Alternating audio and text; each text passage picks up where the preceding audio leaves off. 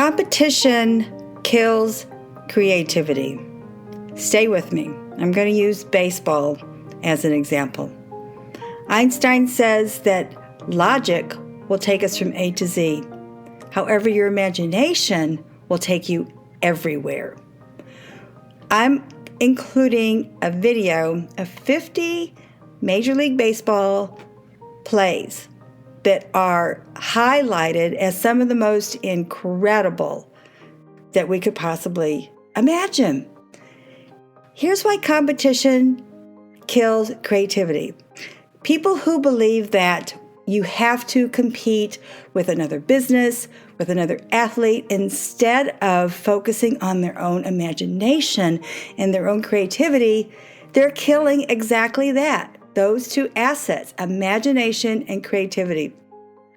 Now, I know this is a stretch for some of you. However, when you watch these baseball players, whether they're catching barehanded a baseball that was hit at 112 miles per hour, that's incredible. Or the guy who loves to steal all three bases. There's no logic to this. And it's because they know no limits when it comes to their athletic prowess. Yes, they've studied. Yes, they've practiced.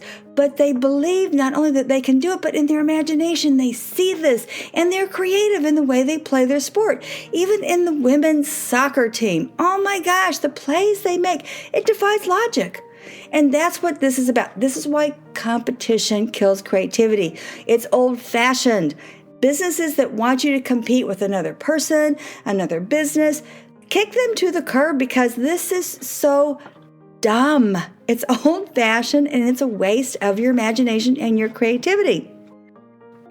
When you watch these baseball plays, and if you watch the women's soccer, because I think I'm going to take a little break and include some videos from, especially, of course, our America's team, watch them make these plays. They don't think twice about how to reach over for a ball that throws them into the dugout. They don't think twice about jumping into the air and catching a ball that nobody could even see with their own eyesight. So remember that competition is not going to get us anywhere. As a matter of fact, it's gotten us to kind of a depressing state on our planet. It's really creativity and your imagination that's going to make a huge difference in yourself and in the world, and creating something good for yourself and for the world. And I can promise you, decades from now, corporations are going to be looking, and even small businesses are going to look for people who are creative, who use their imagination, because they're going to learn that the old ways don't work. So the more you use your imagination, the more you use creativity, you're going to open up doors that you thought were impossible. That's my rant. Competition kills creativity. And that's why. Watch this video, because they're really, number 41 is absolutely amazing. And some of them, you're just going to laugh because, my gosh, how'd they do that? It's illogical. And even the announcers they're half the fun, if you ask me. I love watching these videos. When it comes to Kundalini Yoga, I'm always asking my listeners to get your children involved with either yoga or meditation at a young age. I love Harpika. She's been my virtual teacher for a long time. She was my actual teacher when I lived in New York for a few years. She does really nice, simple children's yoga classes virtually. They're free. She teaches children how to sing the butterfly song. Now, wouldn't you want your little one to be walking around the house singing a butterfly song? Of course you would. But it helps children with their imagination and their creativity. You know, we squash it at a really young age because they get put in front of a television or in front of these darn video games. Let them learn something really basic, really simple, that will help their imagination and their creativity. And one of the websites, I put a link to his website on my podcast details, like everything else I talk about. Tut, just like King Tut, tut.com. I signed up for his daily aspirations, affirmations, spiritual guidance. They're fun. That's the essence of this. I have been reading his spiritual, however you want to call them, because they're not religious at all. They're really fun.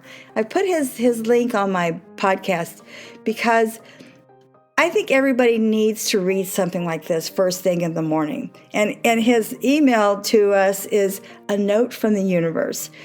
It's free. You sign up and take a very short survey, and he sends you by day